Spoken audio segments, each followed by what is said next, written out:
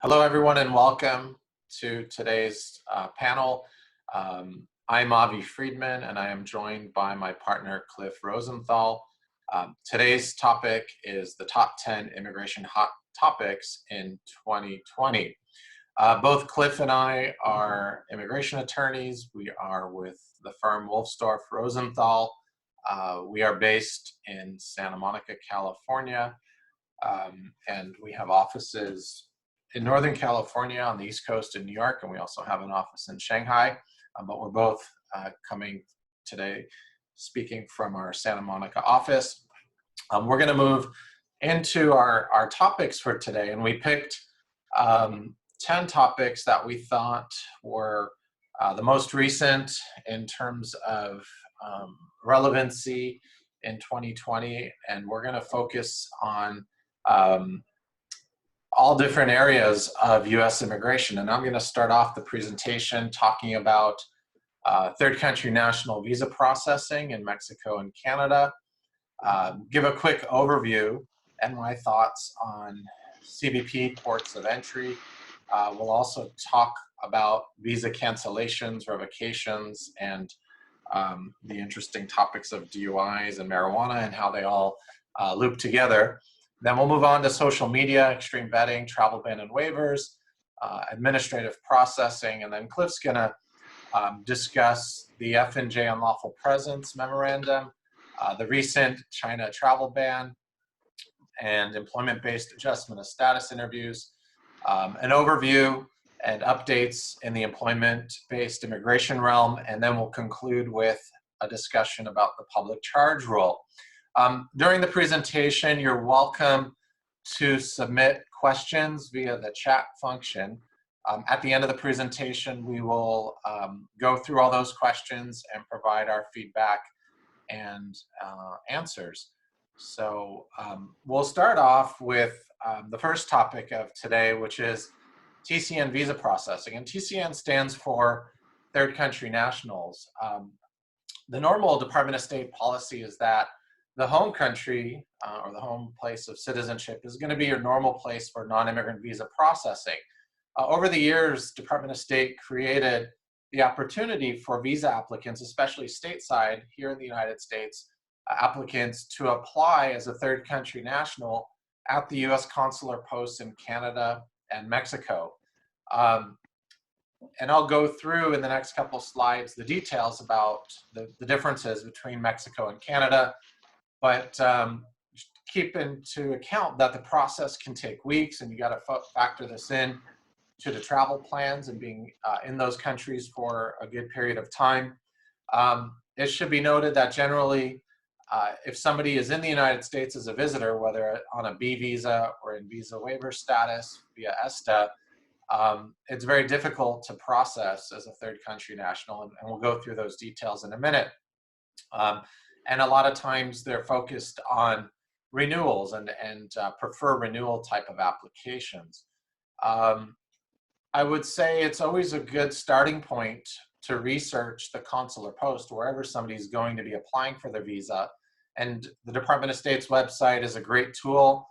We provided the link, embassies.state.gov, where you could find every U.S. consular post throughout the world and click on it and find the details regarding the visa application process, what's involved in terms of document requirements, and just overview in terms of processing times. You can also check out visa wait times for all the consular posts. They update that periodically in terms of what a wait time is to secure a visa appointment.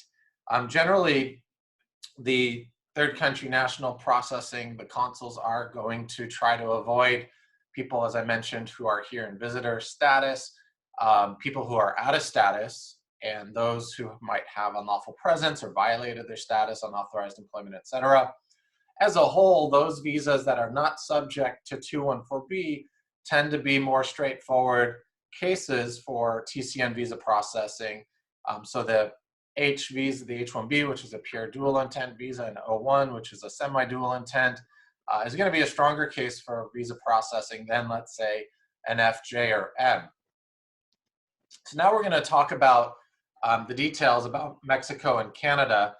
Both Mexico and Canada have longstanding policies of accepting third country national visa applicants. And in fact, the Department of State established consular posts along the border between the United States and Mexico at some of the major border towns in Mexico. And it is a cost-saving mechanism for them to staff people across the border than to have to station them in countries that are thousands of miles away.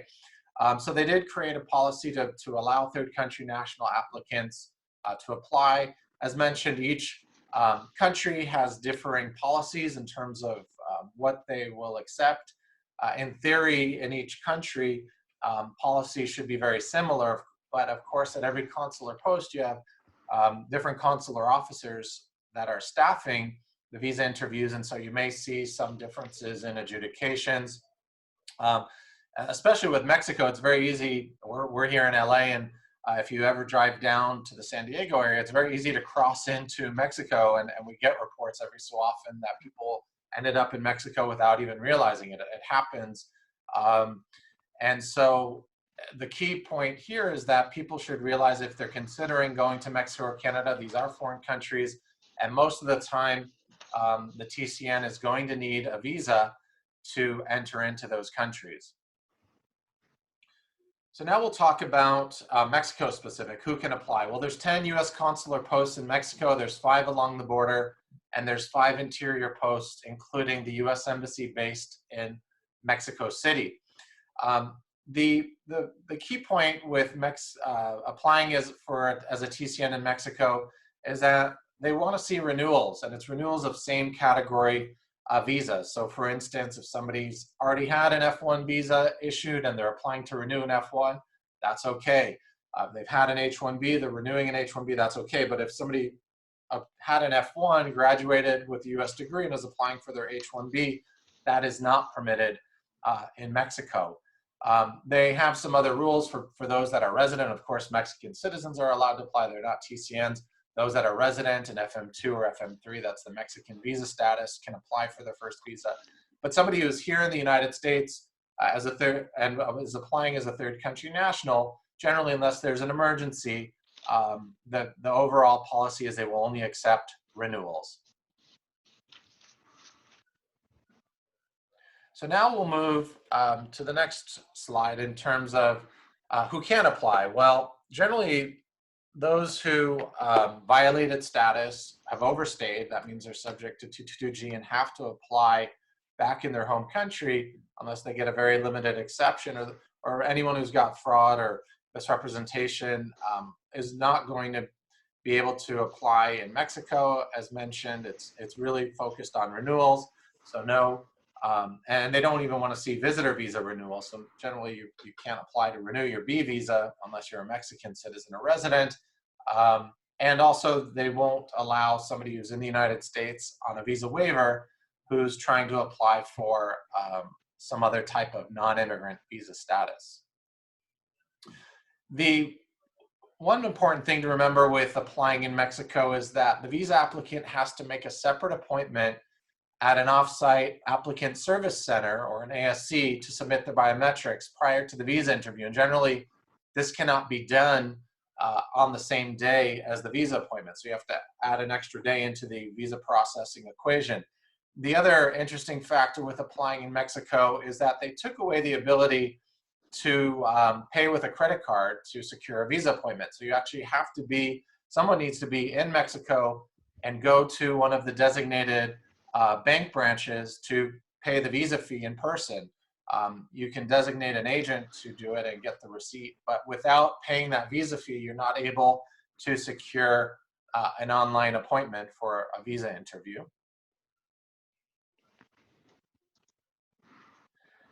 Keep in mind, as I mentioned, it's important to check with the Mexican consulate or embassy regarding visa requirements for entering into Mexico.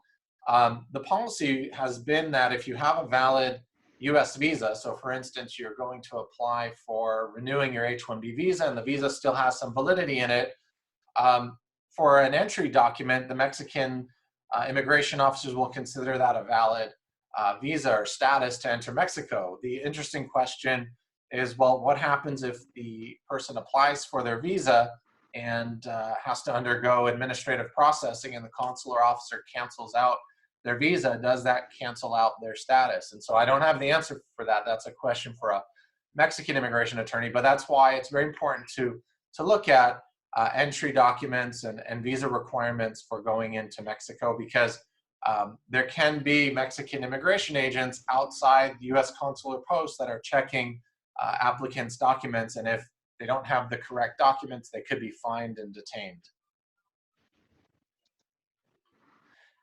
The other thing to consider is travel concerns in Mexico. So it's always important to check the Department of State's website in terms of travel advisories and country-specific information. A lot of times there's travel advisories in Mexico. There have been security issues in cities where and the embassy or consulates are located, and in fact, at some of the consulates, there have been issues over the years. I used to travel to Mexico about twice a month years back with visa applicants to assist them with the visa process, and I tend to steer clear of Mexico if possible and apply north of the border up in Canada, just from a safety and logistics point of view. But processing can take, if you factor in the biometrics appointment, the visa interview, and processing, somebody could, in theory, be in Mexico a good 3 to 5 days or sometimes longer. Now we're going to switch north of the border and talk about Canada. Most of the U.S. consular posts in Canada allow third country nationals to apply for non-immigrant visas. One of my favorite posts now is the consulate in Vancouver. Toronto is also good, and you also have the embassy in Ottawa, all good consular posts. Calgary too. Because Canada is so popular these days, and also taking into account what Cliff will be discussing later in terms of the China travel ban, what we're noticing is very significant appointment backlogs for third country nationals. And so there's basically two calendars in Canada, one for people that are based here in the States and the other for Canadian residents. Of course, Canadian citizens generally don't need to apply for a visa. And so the embassy and the consulates are set up to handle other visa applicants. And so in the non-immigrant visa context, the bulk of their clientele that are applying for visas are Canadian residents, those that are there as permanent residents or on other types of visas. And then the stateside applicants get sort of secondary appointments. And so there is a question in the online system whether it asks whether you're applying for your visa from another country, meaning you're traveling from another country to get to Canada, and clearly a stateside applicant would be. And a lot of times there are backlogs or no appointment availability. I looked at the calendar yesterday, and the earliest appointment that showed up for Vancouver was in August. And there is ways to request expedites for really urgent cases, but keep that in mind for visa applicants that are considering Canada. Similar to Mexico, they don't want to see people who are out of status, violated status, overstays, people that entered without inspection, etc. They don't have an outright prohibition in terms of saying that if you entered in visitor status or you entered as under ESTA, that you cannot absolutely apply for the visa, but it is discouraged, and those types of applicants will face more difficult issues in terms of the adjudication standards. So those will be considered risky visa cases. In terms of getting to Canada, many countries might be visa exempt, similar to the United States through ESTA. There are some countries that don't require visas, though Canada instituted a similar program to ESTA called the Electronic Travel Authorization, or ETA. And then you can search to see if a specific citizenship requires a Canadian visa through those links. And it is fairly straightforward and quick to process for a Canadian visa if one is required. When somebody travels from the US to Canada and arrives in Canada with the specific purpose of applying for a US visa, the Canadian immigration officers are very focused in terms of asking for documents to confirm that they have an appointment at the consular post. They may look at the US immigration documents. They may want to see documents to prove that the person has sufficient funds to cover their temporary stay in Canada. And I have seen the immigration officers ask the person about where they're staying, what hotel they're staying at, where that's located. So they should have all those documents handy in case they're sent to secondary inspection on the Canadian side. Now we're going to switch from the visa realm and just give a quick overview in terms of Customs and Border Protection's ports of entry and my sort of anecdotal reporting on what I would say are difficult ports and okay ports. There's no standard across the board that a particular port is good or bad, but we see our reports from our clients. We hear back from our universities that we assist. We hear back from other attorneys and listservs. And so in general, what I would say, I would characterize the list here as difficult ports, where we do see a higher tendency of applicants being sent to secondary or refused admission. Miami is a tough one, Boston, Atlanta, Dallas, Portland, San Francisco, San Diego. Pearson has a bad reputation for Canadian applicants that are applying for TNs or otherwise applying for admission. They tend to be one of the more stringent ports in terms of adjudication process for some cases. And then finally, from a land port perspective on the West Coast is Blaine on the border with Washington State and Canada over there. Peace Arch has had some issues lately and in terms of detaining people and refusing admissions for various reasons. And again, it doesn't mean that you can't go through these ports and have a good experience, but as a whole, from our unscientific review, it tends to be more difficult ports than others. And if it's possible to avoid, you may be better off avoiding it if you can. Decent ports of entry. We're here in LA. We tend to see decent admission process with LAX. On the East Coast, JFK tends to be good. And for Canadian adjudications, the Buffalo area, surprisingly, is quite a good port of entry for TN adjudications and other Canadian applications for admission. So that's the Peace Bridge. There's two other bridges in the area as well, Rainbow Bridge and Lewiston are decent ports for the admission process. Now we'll move on and talk about visa cancellations, again, back to the realm of Department of State. And although the presidential proclamation dealing with the initial travel ban didn't apply necessarily to Iranian citizens who were entering the United States in Fs, Ms, or Js, there have been many reports over the last few months that students from Iran who had been issued F1 visas after many weeks or months of going through administrative processing were denied boarding at their international flights abroad or have had their F1 visas canceled. And so they may get on the plane, land in the US, and CBP has canceled out their visas, denied them admission.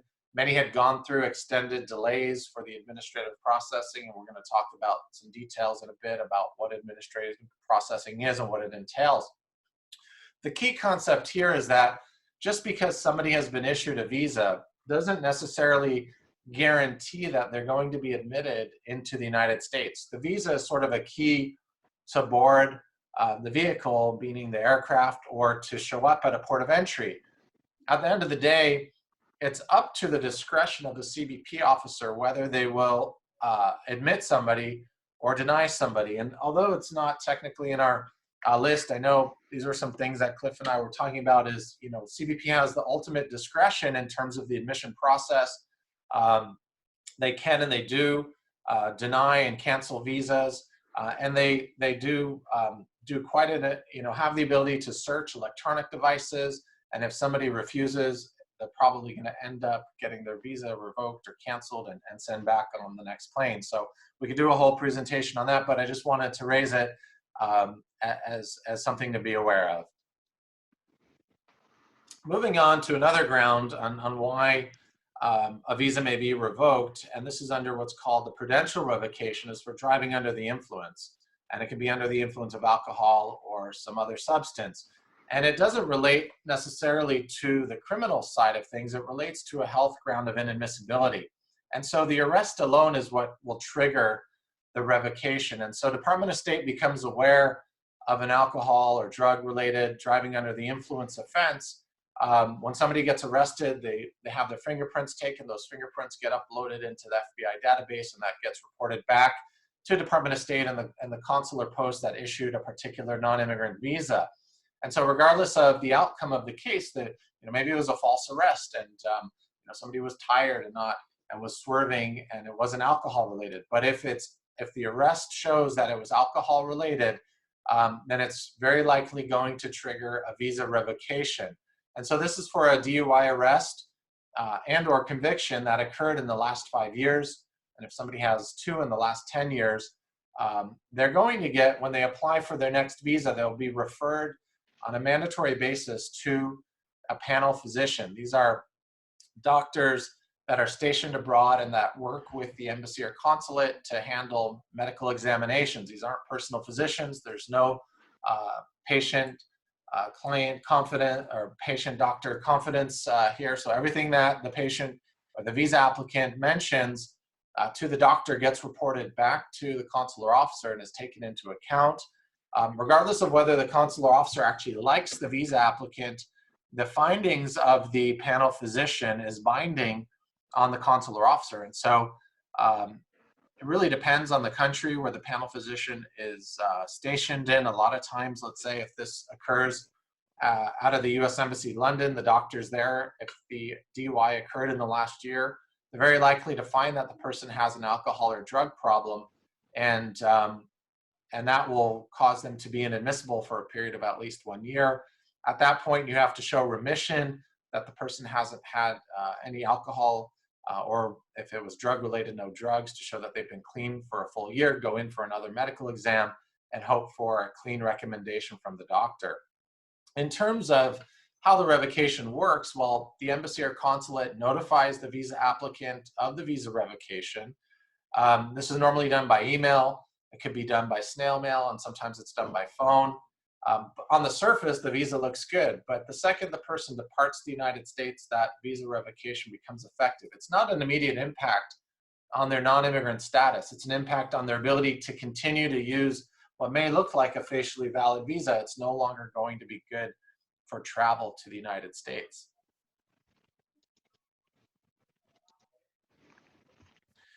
Now moving on to the topic of marijuana and the impact on admissibility. Many states recently and other countries, including Canada last year, have legalized marijuana, and it's had quite a big impact in the realm of both admissions to the United States by CBP and searches, and also in the visa side of things. Because a lot of times foreign nationals get caught up in this, where it may be legal from a state perspective or another country's perspective, but when they show up at the port of entry, and if they are either possessing marijuana or admit to have using marijuana, they may be potentially inadmissible. And so you don't need an actual conviction. An admission can do it. CBP officers can ask questions related to marijuana. They can search bags and look for traces of marijuana. And what we're even seeing, and maybe Cliff might be talking about this, the marijuana, there's questionnaires that USCIS is now instituting at adjustment of status interviews as well, to ask about use of marijuana and trying to use that as a ground of inadmissibility. There's very limited waivers from an immigrant visa perspective. There are waivers in the non-immigrant visa context. And especially along when Canada legalized marijuana, many Canadians were getting caught up and being found inadmissible, and sometimes lifetime bans for being involved in marijuana business. And it could be involved in, we were seeing some cases where people owned real estate in the United States that were leasing facilities to marijuana distributors. So not necessarily directly involved in it, but they said that, there is some involvement there, and they were being found inadmissible.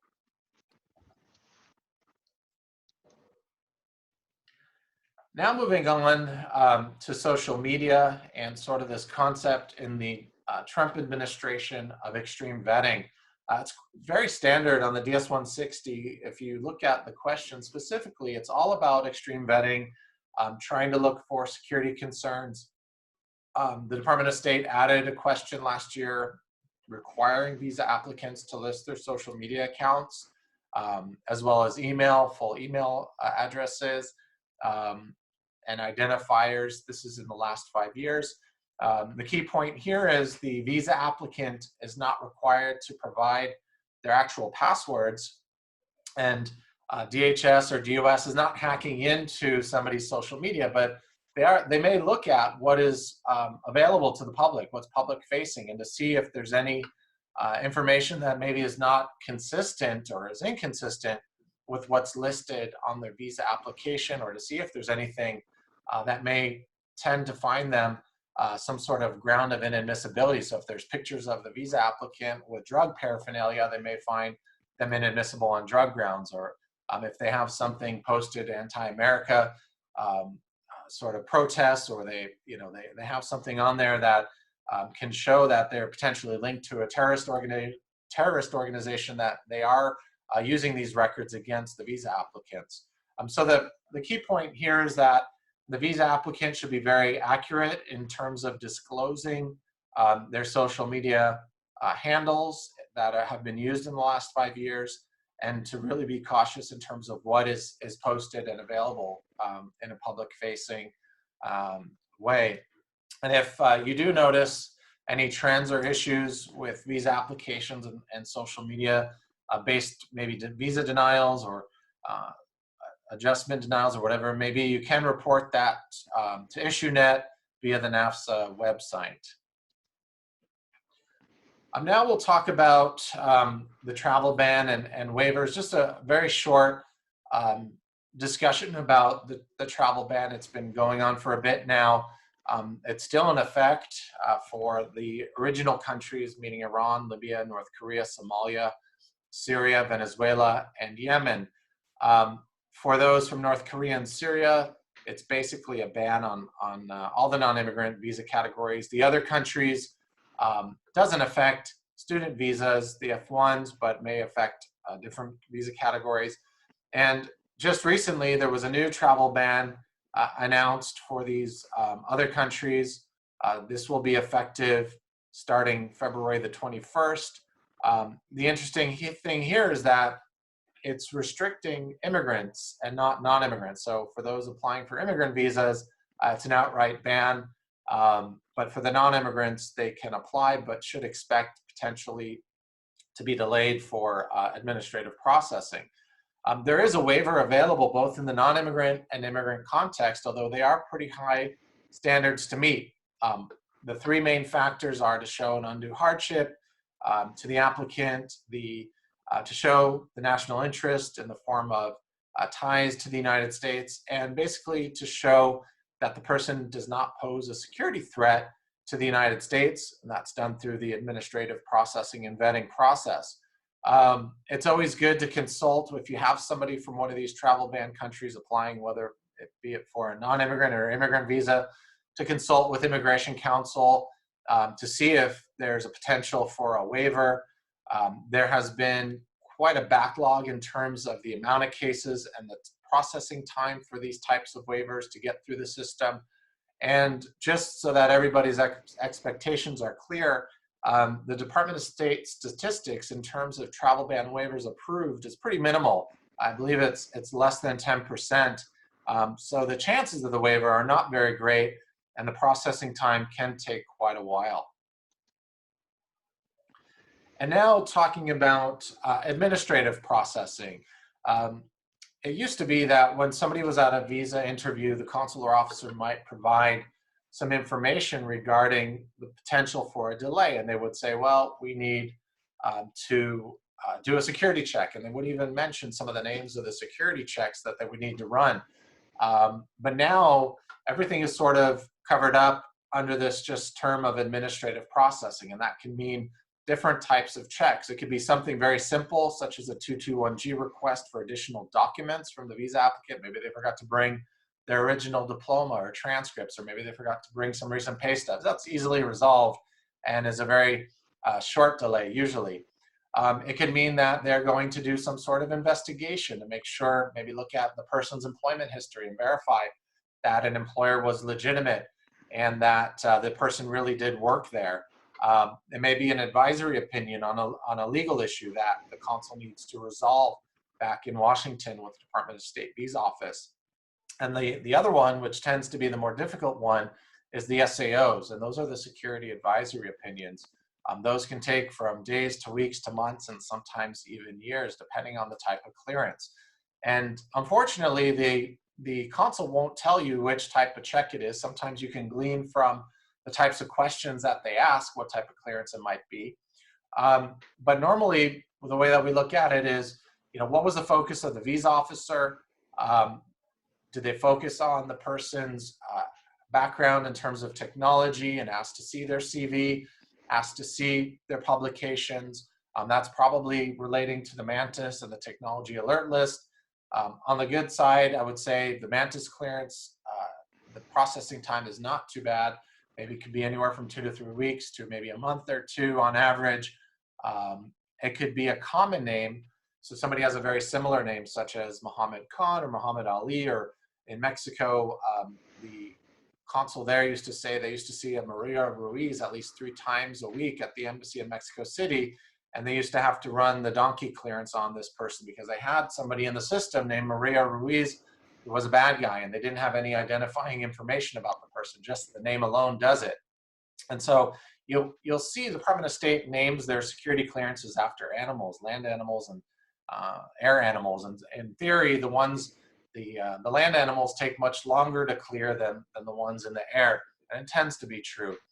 The other is if the person is from a specific country, potential security issue, again, tends to relate to the Mantis clearance. China, Israel, Iran, Syria, Russia, these nationals of these countries are likely to experience a security clearance. And of course, if somebody has a criminal history, then we'll run checks and request that the person provide their criminal documents at the visa interview. It's very difficult to expedite the administrative processing. Your best bet is right there at the visa interview when the applicant is before the consular officer, and to have an expedite letter from the institution or employer prepared ahead of time, and ask and show some good reasons to the consular officer why this particular case should be expedited. And it's not up to the consular officer, they can recommend it, and then it goes through the channels back to the visa office, and somebody will decide whether they will process it on an expedited basis. I mean, a lot of times it's not just the Department of State's delays, it's all these other governmental agencies, part of DHS, and there's Terrorist Task Force and various agencies that will be running clearances. And the visa process is not necessarily high on their task list or priority for them to resolve. So that's why you oftentimes will see significant delays, especially with those donkey clearances. We often get asked, if we get a congressional involved, is that going to clear it up? And sure, that may be of assistance. A lot of times the embassy or consulate or the consular officer will respond very quickly to a congressional inquiry. Doesn't necessarily mean they'll unjam the case, but you may get a response as to the status, which may be just that the case remains pending. When a case has been pending for quite a long time, and generally in our view it's more than 6 months, at that point it might be time to consider mandamus lawsuit to sue Department of State for undue delays. And sometimes that, by filing that mandamus lawsuit, may get Department of State to act and issue the visa on a quicker basis. Okay, thank you, Avi. This is a hot topics presentation, and I just wanted to mention that some of the things that we're going to talk about really are hot topics. They're very, very fluid, and they change very, very quickly. And even by the time I'm finished this presentation, it could be that things have changed. So I just want you to bear in mind that disclaimer. So the first hot topic I want to speak about is something that's very, very close to the NAFSA community. It's the question of the F and J1 Unlawful Presence Memorandum. As you might know, the unlawfully present in the United States is defined by the INA, the Immigration and Nationality Act. And it says that if a person is present in the United States after the expiration of their period of stay authorized by the Attorney General, that's considered unlawful presence. So the question when it comes to H-1Bs and to O-1 visas and various types of visas that have an actual expiration date, a date, that's very easy to determine when a person has unlawful presence. It's just after that date has expired. But when it comes to F visas, J visas that have a duration of status expiry, so to speak, it's not so easy. When is such an expiration? So the law prior to the 2018 Unlawful Presence memo was very, very simple. It was very easy to determine. There were two major types of ways that a person's unlawful presence, if they have duration of status, could be triggered. So the first one is if USCIS or some officer had a formal finding of a status violation, and this usually came in the context of an immigration benefit. That would be one way. You'd actually have to have a formal finding. And then the second way is if an immigration judge ordered exclusion, deportation, or removal of such a person, that would also be considered such a formal finding. And it would be very easy. Once one of those events happened, then unlawful presence would be triggered. And why unlawful presence is so important is that triggers bans. So if a person has unlawful presence for more than 180 days, they will trigger what's called a three-year ban to returning to the United States if they leave the United States. Similarly, if someone has more than 1 year of unauthorized will increase to 10 years. So it has very, very harsh consequences if the person is found to be unlawfully present. So in 2018, the administration released a new memorandum regarding J1s and F1s duration of stay expiration, so to speak. And what they try to say is that when somebody violates their status in any way, that will be considered that would be considered tantamount to an expiration. In other words, you'll no longer be in a stay authorized by the Attorney General, and automatically what would happen is that the unlawful presence time clock would be triggered. So if somebody, for instance, did not pursue, no longer pursued a full course of study, or it could even be arrested, it could be any minor violation potentially, someone not updating address, working more than half an hour more a week than the 20 hours a week on campus that's permitted, any of that could in theory trigger unlawful presence. What could happen is that by the time the person even found out that they had triggered such an unlawful presence, it could be way longer than 180 days or even a year, and they would trigger these bars to returning to the United States without any potential way to cure that. So it was a very, very significant consequences for this. In addition to a violation of, while the person was in the status, if they ended the status, if they ended practical training, grace period, then automatically that would also trigger unlawful presence, even though there was no specific date of ending on the person's I-94, on their admission permission, like the other visas.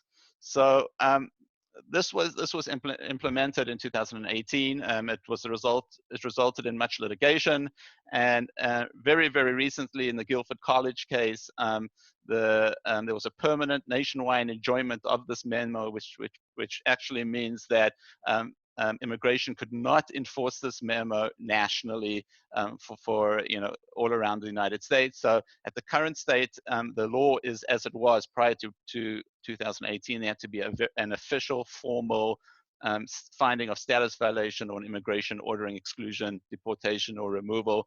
It is possible that this could be appealed, but the current state of affair is as it was in 2018.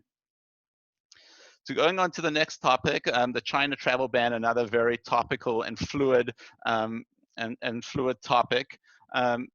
Due to the coronavirus outbreak in China, there was a presidential proclamation that there was a ban on any of those people, and it doesn't only apply to Chinese nationals, but anybody who has been in the in the People's Republic of China, excluding Hong Kong or Macau, for a period of 14 days preceding the entry into the United States. So they are banned from coming to the United States. It applies both to non-immigrants or to those that are coming with immigrant visas.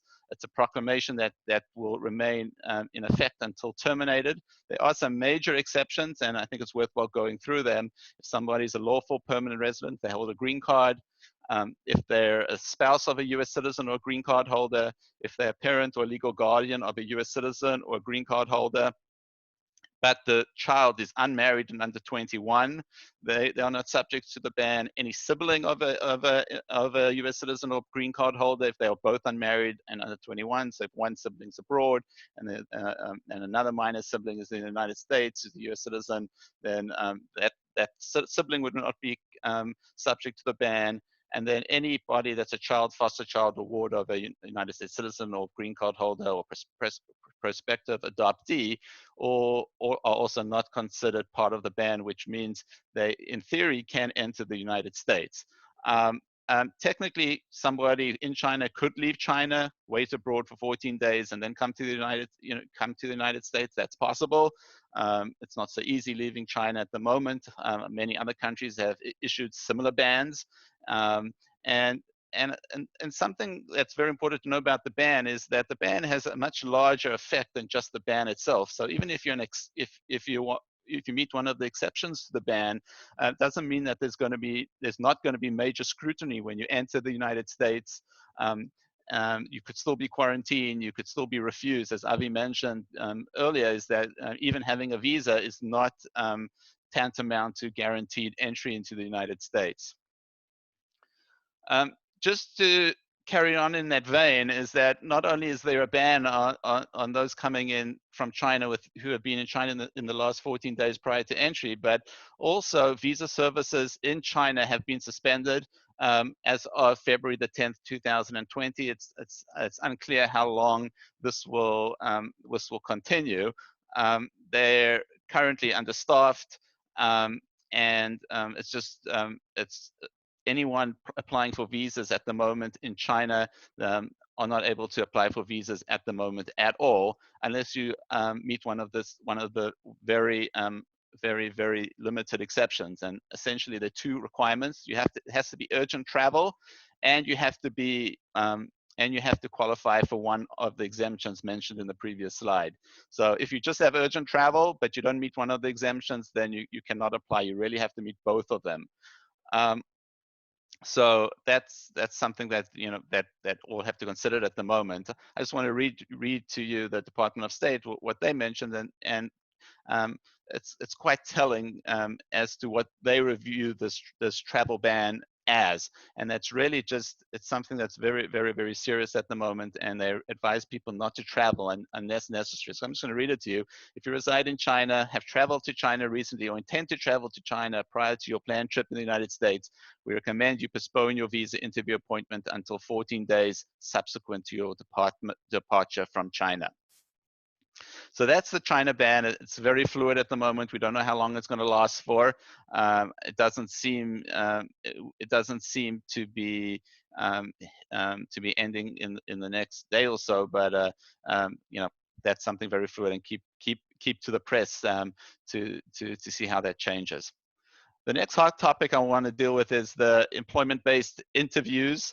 That was something that was instituted a few years ago by the current administration, and that requires that any employment-based interview, every employment-based visa application, immigrant visa application, adjustment of status, I-45 petition, needs to go through an interview.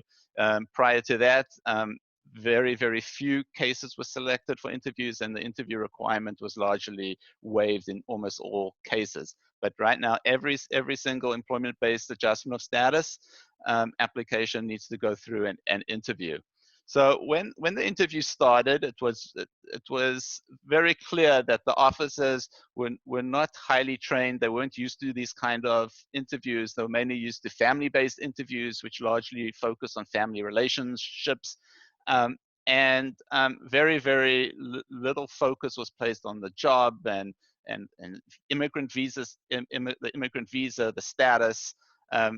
Basically, they looked at the spouses, and because that's what they knew, and they applied that to the interview as much as they can. But in recent times, we have seen a change of that.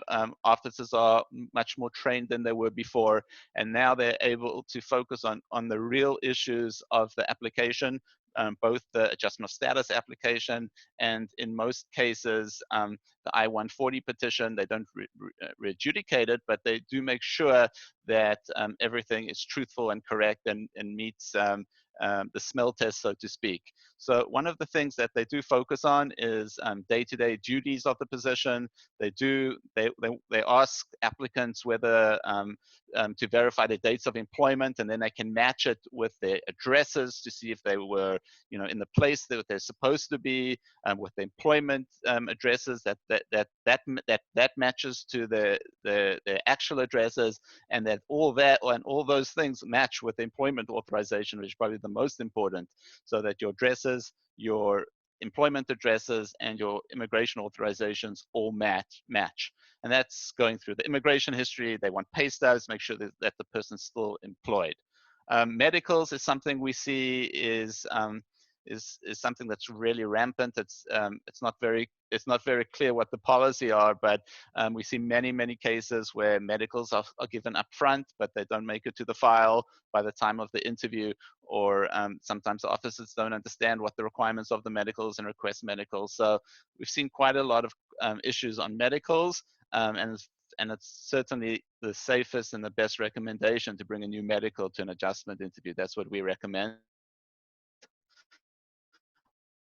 I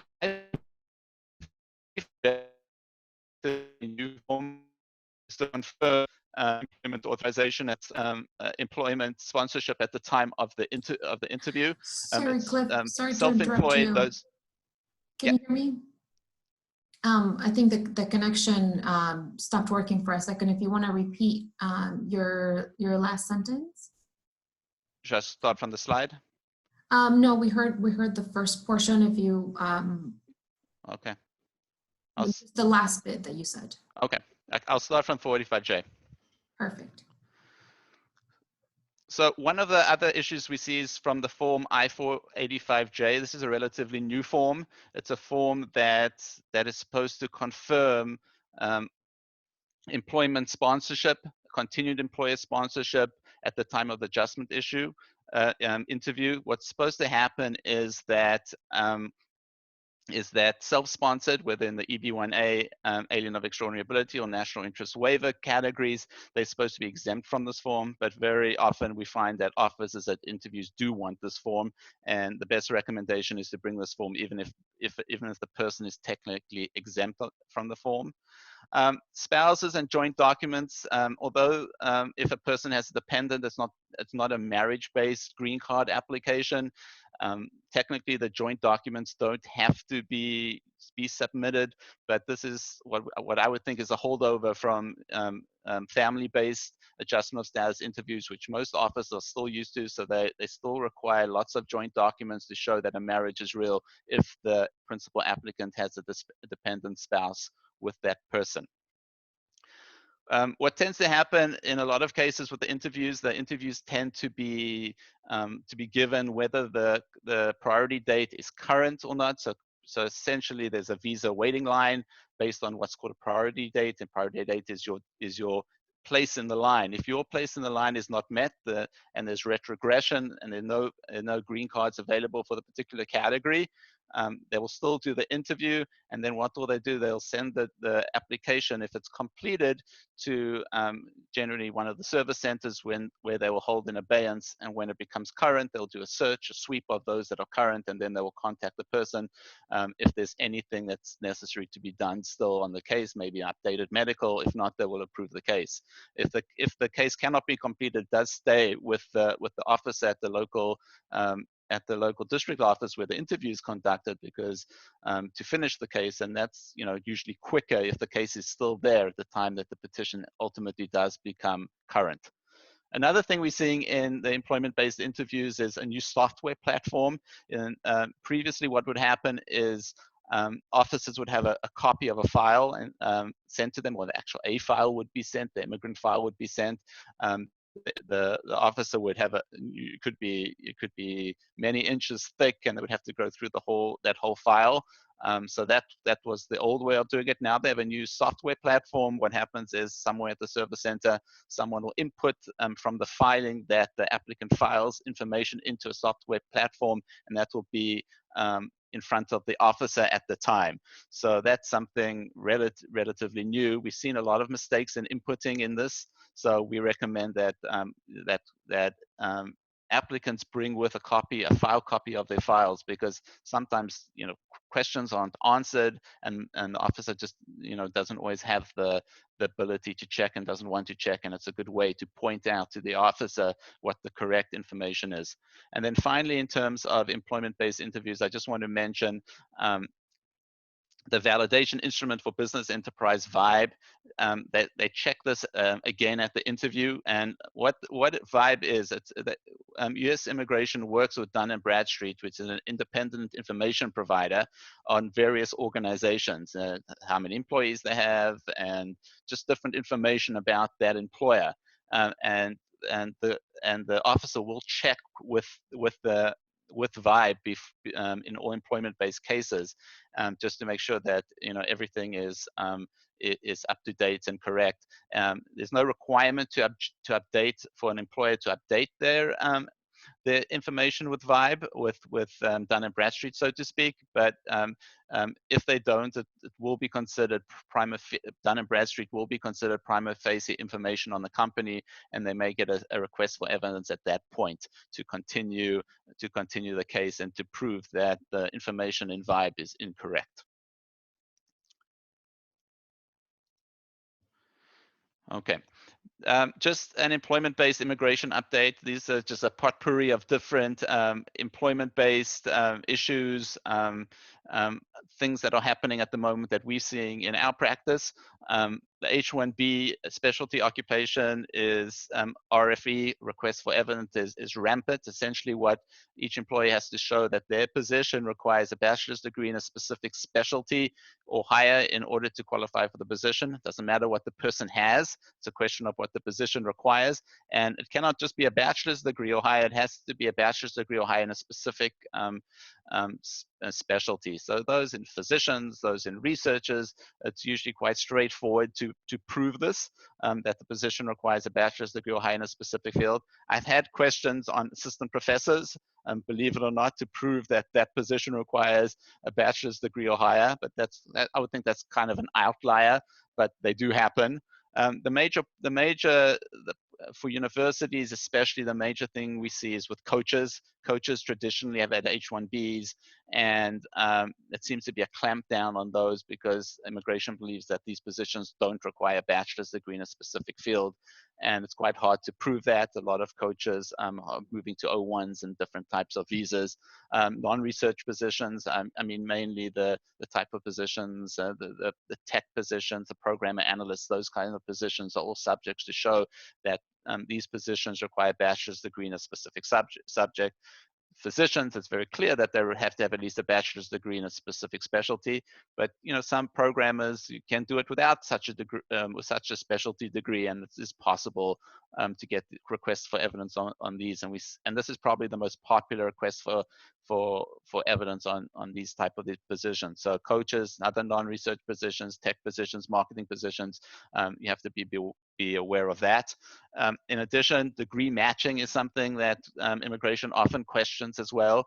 We've had cases, for instance, even for researchers. Somebody's doing research in medical genetics, medical sciences, and they've got a degree in plant forestry or plant biology. We've had questions that, please prove that plant biology or plant genetics is a suitable degree for a human genetics position. So you always want to make sure that you match the degree with the position. Sometimes if the person does have a degree that doesn't match so well, but they have sufficient experience, you can substitute some of the experience and get an evaluation of their degree in the matching specialty as opposed to the specialty that they did get. Standard occupation classifications is what you classify the position as, what the Department of Labor will classify the position. Sometimes you have to make sure that the duties actually match the duties that you give the person. So if you say the person is a software engineer, you have to make sure that they have software engineer duties. Sometimes the immigration, or at least the Department of Labor classifications don't match so well. You have to choose the best one, but it's very often that immigration does question that. Employer and employee relationships is something we see a lot, and we want to make sure, you know, who's the employer and who, you know, of the employees. Sometimes it's not so clear. Sometimes we'll have employees that are employed by one university, but with collaboration with another university at the other university's location. So immigration can often question what, you know, who the employer is, and can ask for an itinerary when the person's going to work there. That's something we see quite often. Another one is there enough specialty occupation work? This is mainly in the tech field. If you have a software engineer position, even for, we had a major university that had a software engineer position, and they wanted us to prove that there was enough work at the university for the software engineer for the 3 years of the degree of the H-1B visa. So they wanted budgets, then they wanted plans. So these are kind of things that come up from time to time. Definitely delays. I'm sure everybody's experienced some delays in adjudication times. Premium processing, the government expedite process, is something that almost everybody's using now as a buffer against the delay in adjudication times. And then finally, in terms of the green card and the EB-1A, self-sponsored alien of extraordinary ability, is the scrutiny is at an all-time high. You have to be extremely extraordinary in order to qualify under the immigration's high scrutiny. There are extreme high rates of denials in this regard. So EB-1As, you have to be very, very selective on which people apply for these kind of immigrant visas. In the EB-1B, the outstanding professor, outstanding researcher, or the national interest waiver, which is an EB-2 category, we are seeing increased scrutiny than they were before. Case denials are higher than they were, but in a lot of cases, the standard is certainly much less has much less scrutiny than in the EB-1 category. In the EB-1Bs, we see a lot of the final merits adjudications. For those of you that do EB-1Bs, you have to show that the person is internationally acclaimed in a subjective way, and we see that being subjective, that's something we see a lot of. In the national interest waivers, we get asked to prove that the person's research or what the person is going to do is in the national interests of the US rather than the employer interests. And then lots of boilerplate requests for evidence, a lot of requests for evidence where we see from a template that they haven't really looked over the subject, they haven't looked over the case, and those are some of the employment-based immigration updates that we're seeing at the moment. Just the final topic, the final hot topic is the public charge rules, probably one of the hot topics at the moment throughout all of immigration. Is the question of the inadmissibility, the person's inability to come to the United States, to enter the United States, based on being a potential public charge. There was a change. There was a change in the regulation, a final rule that was published by immigration. It was litigated. There was a temporary stay against implementing it. Immigration couldn't implement it. But on January 27, 2020, a few weeks ago, in a 5-4 decision, the U.S. Supreme Court granted it the administration's request for stay of the nationwide injunction, which means that they are now allowed to implement this rule, and except for in the state of Illinois, where a statewide injunction still remains. So everywhere in the United States except for Illinois, the public charge rule is now effective. In fact, it is implemented from February 24th, 2020, on all cases postmarked on or after that date. So any case that's been filed prior to February the 24th, 2020 will actually be adjudicated on the old rule, and any case filed on February the 24th and on will be adjudicated by the new rule. Okay, so what is this new rule about, really? And essentially what this means is that immigration will now look at the totality of circumstances. So there are whole lots of different factors, different types of public benefits that they look at, and different tests. But at the end of the day, an immigration officer is going to subjectively look at the totality of circumstances and say whether it is likely at any time, which means any time in the future, to be a public charge, which is quite a wide discretion. And the consequence is very great, is as we inadmissibility. If you're applying for a green card, that means your green card will be denied. And certainly in the case of temporary visas, you could be denied as well.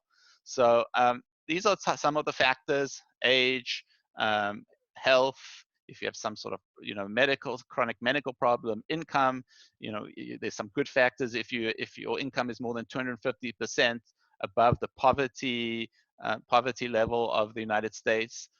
Which for family 4 is just over 60,000. That's a good factor. Your education and your skills, are you likely to get a job? What you've been doing, your immigration status. For instance, if you had a position, if you had work authorization and you never took it up, you couldn't find a job, that's something that they will look at. But at the end of the day, these are all factors that will go into the totality of the circumstances. One of the factors that has been more publicized is the consideration of which public benefits and when. So now the consideration is no longer if the person is primarily dependent on public benefits, but now whether a non-citizen is likely to receives or is likely to receive one or more of the specified public benefits for more than 12 months in the aggregate with any 36-month period. And if you have 2 benefits, that will count as 2 months. So if you have 2 benefits, for 6 months within a 36-month period, that would determine this factor. And again, this is just a factor. As we mentioned, it applies for adjustment of status. It also applies for consular immigrant visa applications, those applying for green cards abroad. And it applies to non-immigrant extensions and change of status as well. It's more limited when it comes to the non-immigrant extensions and change of status. Instead of showing any time in the future, it just shows that you have not received disqualifying benefits since obtaining the initial non-immigrant status. Permanent residents, people who have green cards approved, are generally exempt from this public charge because they don't apply for admission. But there are certain cases where they could apply for admission. For instance, if they've been out of the United States for 180 days, and they're returning to the United States, they could be evaluated for whether they're likely to be a public charge or not. Just very quickly, the focus really is on income maintenance. So any federal, state, local, or any government assistance that comes in cash for income maintenance is considered very, very, very high factor for showing that you are a public charge. One of the new additional benefits that people have to consider is taking Medicaid. There are certain exceptions which we're going to see. I'm not going to read through all the different types of benefits that they will check, but be aware that that they are checking for all benefits. The major exceptions for something that they will not consider is Medicaid for emergency medical conditions, school-based benefits, Medicaid for people under 21 years of age, and Medicaid for pregnant women. Those are the main types of exceptions. But just remember, just because you have an exception doesn't mean that they cannot consider you a public charge based on the fact that you're likely to be a public charge even without these benefits. So just if somebody, for instance, has Medicaid for emergency medical condition, they could still look at the person's totality of circumstances and find that this, that this constitutes a case of public charge. One of the things that needs to be done with the new public charge rule, or in accordance with the new public charge rule, is that in every adjustment of status, that the person has to submit what's called a Form I-944 Declaration of Self-Sufficiency. It's extremely burdensome form. A lot of financial information is required. It's very burdensome and takes a long time. It could require credit reports. It could disclosure of all assets, and takes a long time. Number one, for somebody to complete, the applicant to complete, but also for the government to review. And this, this might result in a major delay in adjudication times on the adjustment of status. But that that remains to be seen. The new Form I-129 for change of status and extension of stays for employer-sponsored applications, mainly H-1Bs, O-1s, etc.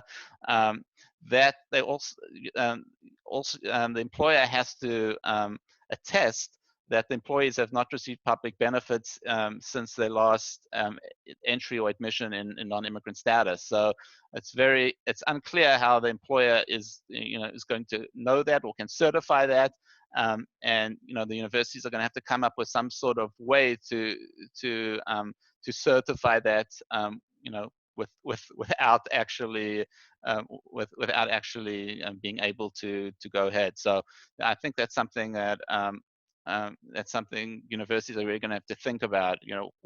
How can we show that? How can we sign the I-129 and say that the employee received or didn't receive benefits if we don't really have knowledge of that? And then finally, immigration will only consider public benefits directly received by the applicant for the applicant. If they receive for someone else, a child or something like that, they won't be considered. This won't be considered in the public charge determination.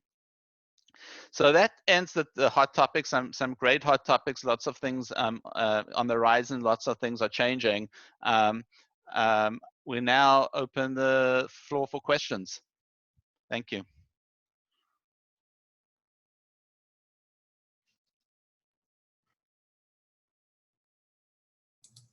We'll now take questions via the live chat. Thank you very much for attending our presentation.